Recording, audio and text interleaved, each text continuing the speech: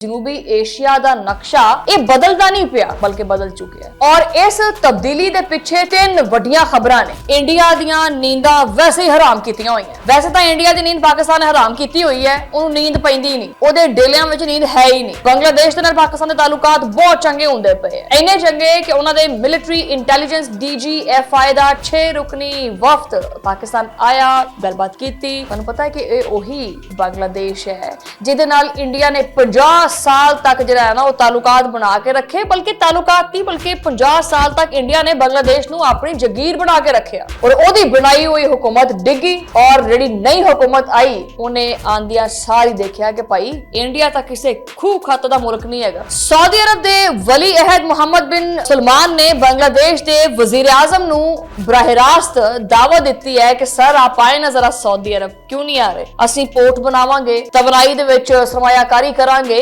और तजारत भी वधावांगे। बांग्लादेश दी ठोडी नू हथ ला के इंडिया कहंदा पिया कि प्लीज यार मेरे नाल भी गल कर लो ना, साडे ओते भी अख रख लो, साडे वाल भी तक लो।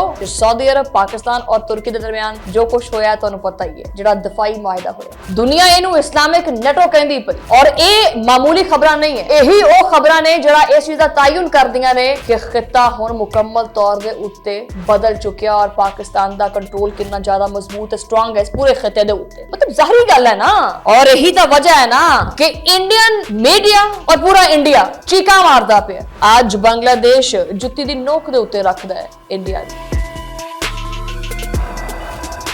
बिस्मिल्लाहिर्रहमानिर्रहीम, अस्सलाम वालेकुम। तुसी देख रहे हैं 360 डिजिटल पंजाबी और मैं हां तुहाडी मेजबान शमाइला न्याज।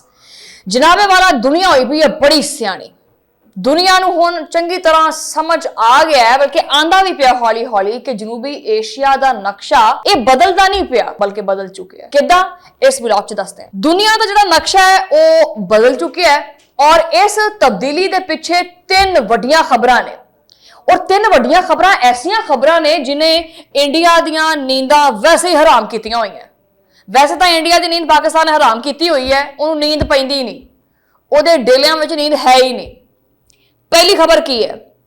पहली खबर यह है कि बांग्लादेश के नाल पाकिस्तान के तालुकात बहुत चंगे होंदे पे है, इन्ने चंगे कि उन्होंने मिलिटरी इंटैलीजेंस DGFI दा 6 रुकनी वफद पाकिस्तान आया, गलबात की। तुहानू पता है कि ये ओही बांग्लादेश है जिहदे नाल इंडिया ने 50 साल तक जो है ना वो तालुकात बना के रखे, बल्कि तालुकात नहीं बल्कि 50 साल तक इंडिया ने बांग्लादेश नू अपनी जगीर बना के रखा।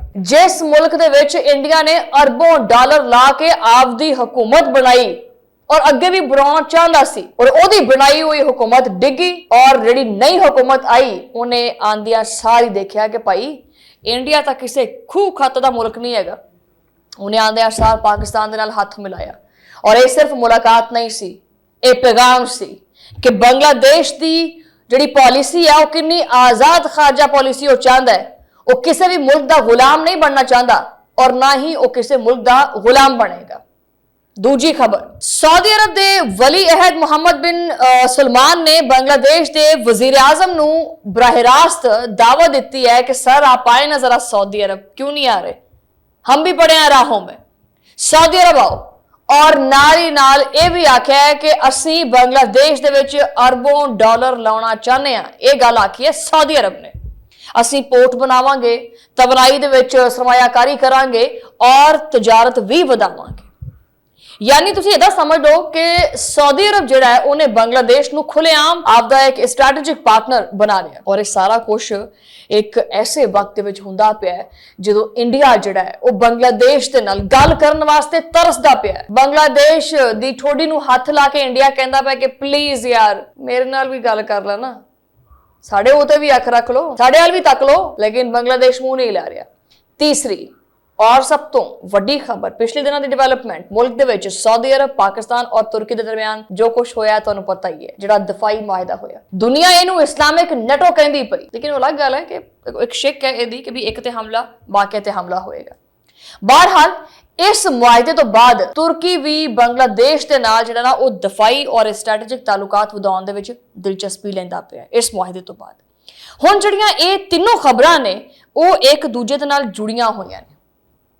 अगर तुसीं इन्हां तिन्हां खबरां नूं देखो तो तस्वीर बड़ी वाज़े हो जाती है कि एक पासे बांग्लादेश पाकिस्तान दे बिल्कुल नजदीक आंदा पिया, दूरियां अपनियां जिहड़ियां वधाईयां होईयां सी उन्हें घट कर दित्तियां। दूसरे पासे सऊदी अरब जिहड़ा है वो भी बांग्लादेश नूं आपदे कैंप दे विच लैके आंदा पिया। और तीसरे पासे पाकिस्तान, सऊदी अरब और तुर्की मिल के खित्ते दा एक नवां सिक्योरिटी फ्रेमवर्क बनाते पे है।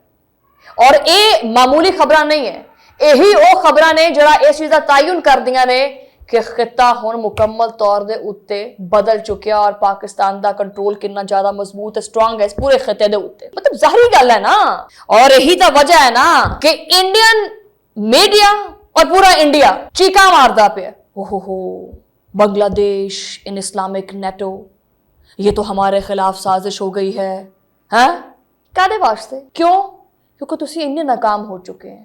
आज पाकिस्तान का कद वधदा पिया तां करके जैलसी हुंदी पई है। तुसी 10 साल तक बांग्लादेश की आवाम की मर्जी नूं तुसी अपने पैरों थले रखिया, फिर अपनी बाजी चक के तुसी बांग्लादेश लै गए हैं और उसी बाजी के जरिए तुसी बांग्लादेश नूं कंट्रोल करना चाहे और समझिया कि ये तो हमेशा चलेगा।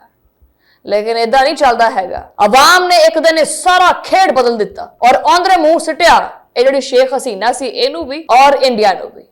आज बांग्लादेश जुत्ती दी नोक दे उत्ते रखदा है इंडिया नूं। और हुण जदों बांग्लादेश और पाकिस्तान आपस च गलबात करदे पे है, इहो जिहियां किहड़ियां मिर्चां ने ਜਿਹੜੀਆਂ ਤੁਹਾਨੂੰ ਲੱਗਦੀਆਂ ਪਈਆਂ ਨੇ? ਹੋਇਆ ਕੀ ਹੈ? और ਜਦੋਂ सऊदी अरब ਜਿਹੜਾ ਹੈ ਬਾਂਗਲਾदेश ਦੇ ਵਿੱਚ ਸਰਮਾਇਆਕਾਰੀ ਕਰਦਾ ਪਿਆ ਹੈ ਤੇ ਤੁਹਾਨੂੰ ਕਾਹਦੇ ਵਾਸਤੇ ਤਕਲੀਫ ਉੱਠਦੀ ਪਈ ਹੈ? ਔਰ ਜਦੋਂ ਤੁਰਕੀ ਖਿੱਤੇ ਦੇ ਵਿੱਚ ਆਂਦਾ ਪਿਆ ਹੈ ਤੇ ਤੁਹਾਨੂੰ ਕਿਉਂ ਲੱਗਦਾ ਪਿਆ ਕਿ ਤੁਹਾਡਾ ਘੇਰਾ ਤੰਗ ਹੋ ਗਿਆ? ਲੇਕਿਨ ਖੈਰ ਇਹ ਪੁਆਇੰਟ ਸਹੀ ਹੈ, ਇੰਡੀਆ ਦਾ ਘੇਰਾ ਵਾਕਈ ਤੰਗ ਹੋ ਗਿਆ और इंडिया ने किसी दिन घड़िच भी हो जाना है। इदां घबराना तो बंद है ना, क्योंकि पाकिस्तान ने आलियों दुआलियों पी के रख दिता है।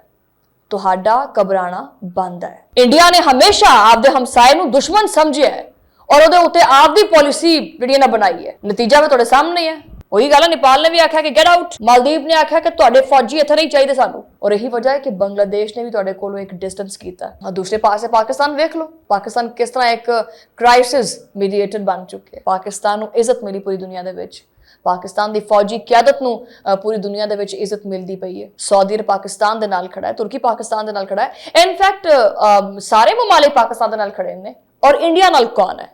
कोई भी नहीं, क्योंकि जिहड़ा मुल्क नफरत वेचदा होवे ना उहदे नाल कोई खड़ा नहीं हुंदा। बहरहाल अगर तुसी बांग्लादेश के मामले के उत्ते इस सारी सूरत हाल नूं इस्लामिक नेटो का नाम देने हैं या कोई होर नाम देने हैं, इहदे नाल पाकिस्तान नूं कोई फर्क नहीं पैंदा। फर्क पैंदा है तो इस गल का पैंदा कि किहड़ा मुल्क खित्ते दे विच एक जिहड़ा अमन है ना उहदा पैगाम दिंदा है।